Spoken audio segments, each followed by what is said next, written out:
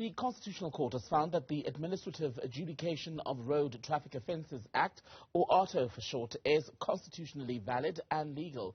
This overturns a 2022 High Court ruling which found the proposed demerit system for drivers was unconstitutional. For more on this, let's speak to the Automobile Association's Layton Beard.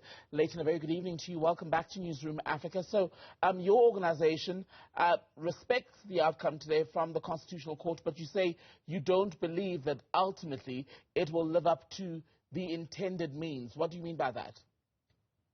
No, I think the purpose of AUTO, and good evening to you, Timbakila, and to your viewers. I mean, the purpose of AUTO essentially is to improve road safety and to drive down the horrific road fatality figures we have in our country. So it's got that dual purpose. And when you look at the problems that we're facing in South Africa, we cannot legislate ourselves out of those problems.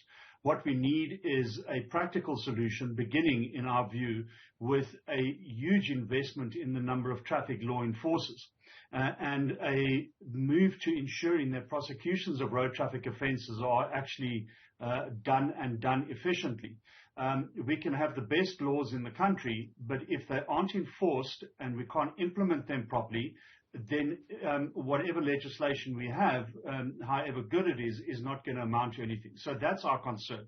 Well, that's one of our concerns. Our other concerns, of course, is that the system, the AUTO system, when it is implemented eventually, is going to be incredibly cumbersome, and it is going to require a lot of capacity, both human and infrastructure, and information technology-wise, to ensure that it runs smoothly. And we have our concerns whether all of those things will actually happen. Are they insurmountable challenges, though, Layton? No, they certainly are not insurmountable, Timbakila, but in its current format, it's not going to work. So you can have the legislation, but it's like putting the horse before the cart. The cart before the horse, sorry. I think what we need here is a real move to ensure that we've got the basics right.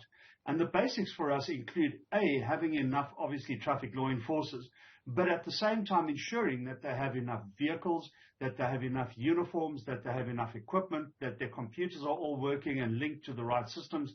Those are the basics. And you can't do that. You can't have a system like AUTO unless you've got those basics right.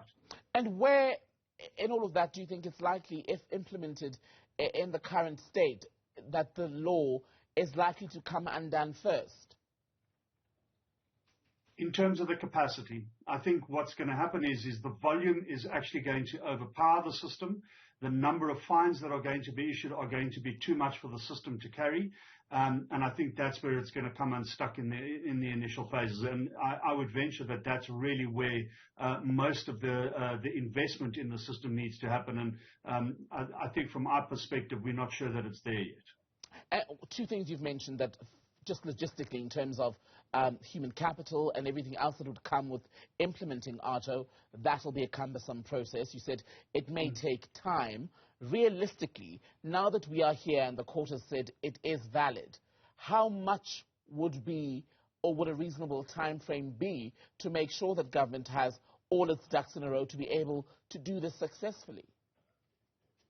Well, I would imagine there's a lot of work that's happened behind the scenes. I can't give you an answer on that. I think the people who can answer that are obviously the Department of Justice and the Road Traffic Infringement Agency.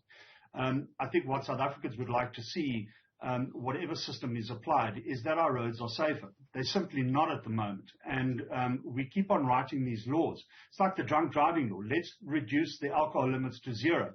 Well, that's fantastic. But if we don't have the people to implement it or the equipment to implement that law, it's going to amount to nothing.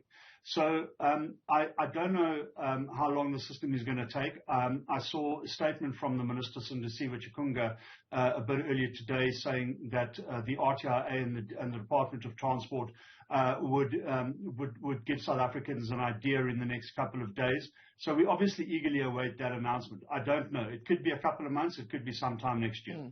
What about the massive corruption that the road traffic management system has become known for, whether it is a police officer or traffic officer asking you for a quote-unquote cold drink because of an offence you've committed as a licensed driver, or the corruption that people speak of in the point of going to get your license, where unfortunately it's become accepted that if you don't have something to grease the palms of the official, even if you have done your best, they are likely to fail you. Yeah, 100%. And I think that's one of the basics that we're talking about. You can't have a system that's going to rely on the integrity of everybody in it when we know for a fact that some people within that system obviously lack that integrity. People may still be able to buy driving licenses, may still be able to drive unroadworthy vehicles, all because, as you've said, Thembekile, they've greased the palms of those people who can make it happen. So that obviously needs to be rooted out. Corruption is a major issue in terms of road safety in South Africa. It's a major issue in terms of many things in this country. But certainly that needs to be dealt with. I 100% concur with you that it's not going to do much good if we haven't got that problem sorted out. Again, one of the basics I spoke of earlier. And the minister's statement, Cindy Chikunga, which you referenced today, says, one of the lines here, I want to find it.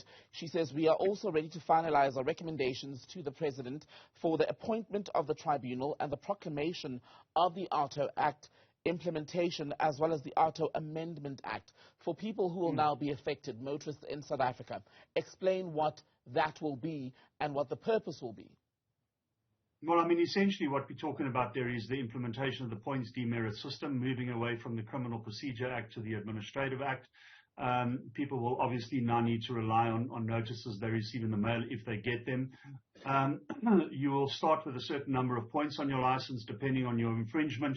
You will get a rand value fine along with a demerit on that. And if you accrue enough demerits, if you're an habitual offender, obviously your license can be suspended until you go for training or completely invalidated, depending on the offence. For instance, in drunk driving, you've got 3 bites at the cherry there. But essentially, that's what it's going to boil down to. I've made the point before in other interviews, Thembekile. If you're a law-abiding citizen and you drive according to the rules of the road, and you adhere to all of the conditions under which you are driving, you have nothing to fear. But as you pointed out earlier, it's so easy to bypass the system that people may look at this and go, well, I'll just carry on driving the way I am. There's going to be no consequences, which is exactly, unfortunately, what is happening at the moment. So the Constitutional Court, Layton, just lastly, we know has the final word on legal cases in this country. It's ruled that the Act as a whole basically is valid. It's not unconstitutional, right? But do you foresee other potential legal hurdles in its implementation once it's basically set out? I don't. In terms of the rollout of the Act, I don't. I think the actual implementation is what I'm trying to ask. Do you see potential problems there legally after implementation? Yes.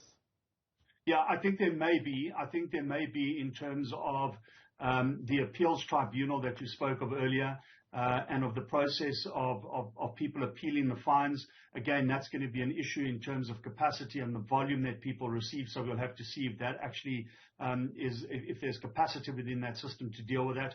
I think from that point of view, Thembekile, yes, there may be some legal issues that may arise from there. But in terms of the implementation itself, obviously, no, I think it's ready to go from the government's point of view. Layton, good to speak to you.